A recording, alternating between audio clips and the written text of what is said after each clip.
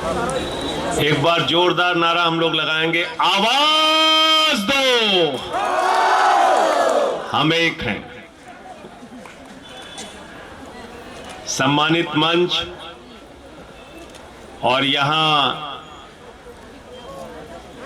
अपनी मांगों को लेकर लंबी दूरी तय करके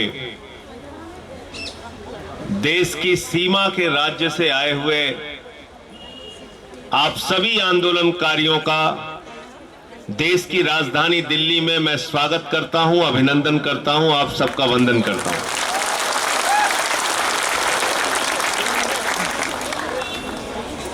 अभी मुझसे पहले आपके लीडर यहां पर बोल रहे थे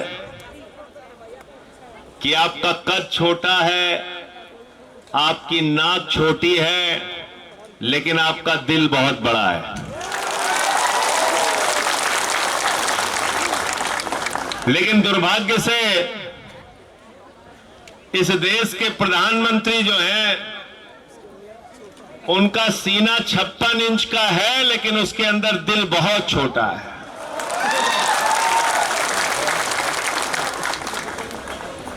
और वो जो उनका दिल है, वो सिर्फ अपने लिए धड़कता है, अपने लिए सोते हैं, अपने लिए जागते हैं, अपने लिए उठते हैं। सुबह उठते हैं तो भाषण, रात में सोते हैं तो भाषण, नींद खुल जाती है तब भी भाषण देने लगते हैं।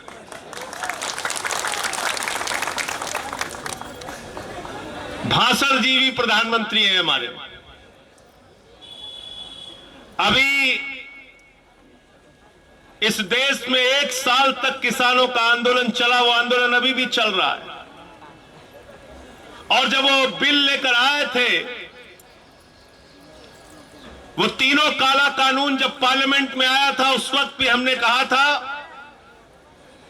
कि ये ब्लैक लॉ है, ये काला कानून है, इससे हिंदुस्तान के किसानों के मौत के फरमान पर आप हस्ताक्षर कर रहे हैं, ऐसा काम मत कीजिए मोदी जी। लेकिन मोदी जी नहीं माने। 1 साल तक किसानों का आंदोलन चला, 750 से ज्यादा किसानों ने अपनी शहादत दी उस आंदोलन में। और 1 साल के बाद देश के प्रधानमंत्री को मजबूर होना पड़ा और वो तीनों काला कानून वापस लेना पड़ा। ये हिंदुस्तान के आंदोलनकारियों की ताकत है। बहुत बड़े समाजवादी नेता हुए डॉक्टर राम मनोहर लोहिया, और लोहिया कहा करते थे कि सड़क खामोश हो जाएगी तो संसद आवारा हो जाएगी। इसलिए सड़क की आवाज को जिंदा रखना है और संसद के लोगों को अपने हक में कानून बनाने के लिए मजबूर करना है।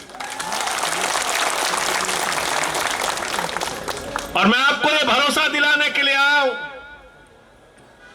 कि आम आदमी पार्टी, जिस पार्टी से मैं बिलोंग करता हूं, हमने हमेशा जायज बातों की लड़ाई लड़ी, आम आदमी की लड़ाई लड़ी। और दिल्ली में जो सरकार चल रही है अरविंद केजरीवाल जी की सरकार, इस सरकार के बारे में पूरी दुनिया में रिसर्च हो रहा है। अमेरिका के ट्रंप की बेटी हिंदुस्तान आती है तो वो कहती है मुझे केजरीवाल का स्कूल देखना है। इतना काम हमने एजुकेशन में, हेल्थ में करके दिखाया।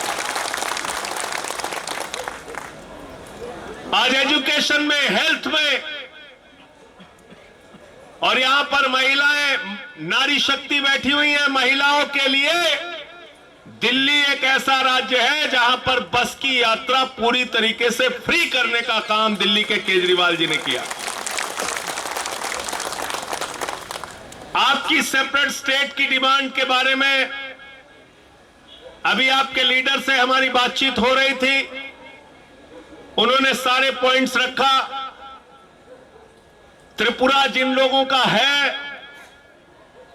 त्रिपुरा में उनका राज होना चाहिए और त्रिपुरा में उनके हिसाब से अगर वो एक अलग राज्य की मांग कर रहे हैं तो इस मांग के बारे में केंद्र की सरकार को विचार करना चाहिए, सोचना चाहिए और फैसला लेना चाहिए। और नहीं तो अभी आपने जैसे बताया 58% वोट शेयर लेकर आप लोग चुनाव जीत कर आए हैं म्युनिसिपल इलेक्शन, ईडीसी इलेक्शन। 23 में जो असेंबली इलेक्शन होगा, आप लोग तय कीजिए, मिलकर यूनाइट होकर ये फैसला कीजिए कि हम अपनी डिमांड को लेकर आगे बढ़ेंगे।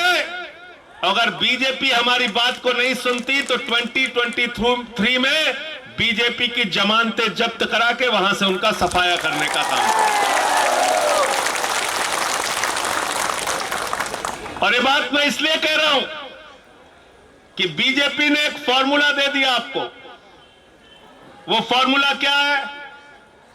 भाजपा से कोई भी काम कराना हो तो चुनाव में उनको हरा दो, वो सारी बात आपकी मान लेते हैं। अभी हिमाचल में जमानत जब्त हुई, इतने दिन से डीजल पेट्रोल का दाम वापस नहीं हो रहा था। जैसे ही चुनाव हारे हिमाचल में, तुरंत डीजल और पेट्रोल का दाम कम हो गया।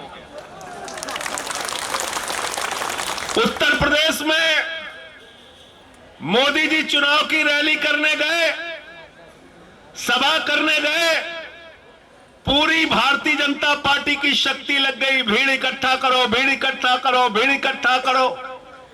आधे से ज्यादा कुर्सियां खाली रही। उनको समझ में आ गया उत्तर प्रदेश भी हारेंगे, तो तीनों काला कानून उन्होंने वापस ले लिया। अभी ईडीसी का चुनाव आप लोगों ने हराया है, डिमांड अपनी जारी रखिए। 22 में यूपी में हारेंगे, पंजाब में हारेंगे, उत्तराखंड में हारेंगे, गोवा में हारेंगे, और जब इनको त्रिपुरा हारने का डर रात में सताने लगेगा तो आपकी मांग को भी मानेंगे। इसलिए चुनाव में हराना, बीजेपी से काम कराना है तो चुनाव में जमानत जब्त कराना है। यह फॉर्मूला है, यह फॉर्मूला खुद बीजेपी वालों ने दे दिया। और एक बात कि इन लोगों से थोड़ा सावधान रहना। जितने कॉन्फिडेंस के साथ भाजपा झूठ बोल सकता है, उतने कॉन्फिडेंस के साथ आप लोग सच भी नहीं बोल सकते। पूरे कॉन्फिडेंस के साथ झूठ बोलते हैं और दिन रात झूठ बोलने का काम करते हैं। हमारे प्रधानमंत्री को ना हिस्ट्री का पता, ना ज्योग्राफी का पता। Hello hello hello. तो इसलिए मैं आपकी डिमांड जो है वो अपनी पार्टी की लीडरशिप के सामने रखूंगा, और आगे हमारे आपके रिश्ते बने रहे। दिल्ली में हमारे लायक कोई काम हो तो आप बताइएगा, हम सब हाजिर हैं आपके सेवा के लिए। और आपकी जो डिमांड है उसको पूरा स्टडी करके, पार्लियामेंट सेशन में है तो पार्लियामेंट के सेशन में भी मैं आपकी डिमांड को उठाने का पूरा प्रयास करूंगा।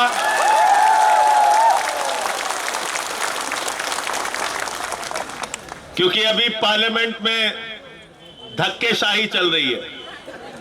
किसी को भी पकड़ते हैं, निलंबित कर दिया, सस्पेंड करके बाहर कर दिया। फार्मर्स बिल पे मैंने भी माइक तोड़ा, टेबल पे चढ़ गया, मुझे भी सस्पेंड कर दिया। कहने लगे साहब संजय सिंह ने तो माइक तोड़ दिया। मैंने कहा तुम किसानों की हड्डियां अगर तोड़ोगे तो हम माइक जरूर तोड़ेंगे। आप लोग एक बहादुर कौम है, इस देश के लिए लड़ते हैं, संघर्ष करते हैं, मरते हैं, मिटते हैं।